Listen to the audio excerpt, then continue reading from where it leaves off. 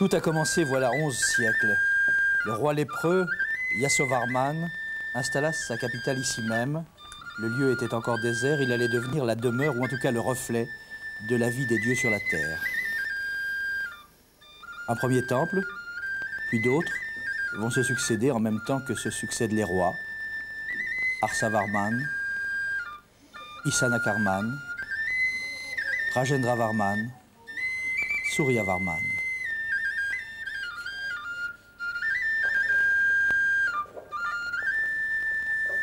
Bien plus tard, au XVe siècle, les Thaïs occupent l'ouest du Cambodge, les rois khmers se replient à Phnom Penh, les moines bouddhistes succèdent aux rois d'antan.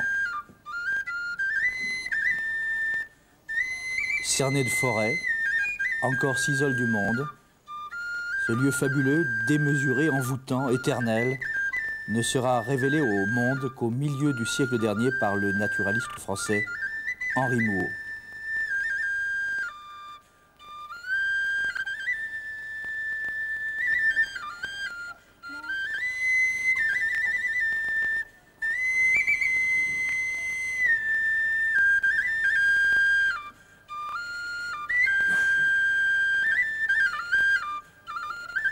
Les Khmers rouges, qui ont pourtant détruit des milliers de temples bouddhistes, n'ont pas touché à Angkor.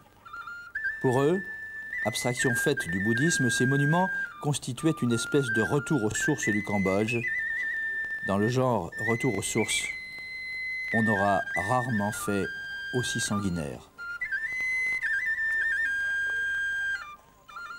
Mais encore, ce n'est pas qu'un temple, ou même qu'une multitude de temples, c'est aussi un territoire immense, partiellement enserré de murailles, dont nombre de joyaux sont encore sans doute enfouis sous les feuillages de la végétation, la terre.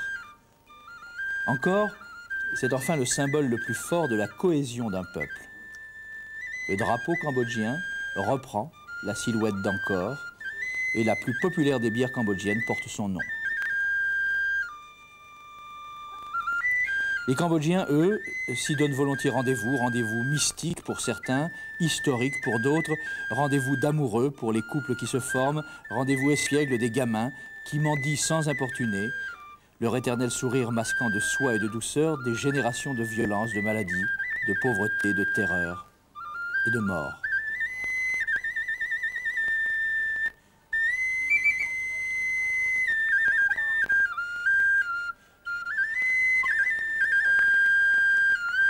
Encore, dans ce pays qui n'a cessé de subir la guerre, c'est le creuset de la sérénité et le symbole de la paix éternelle.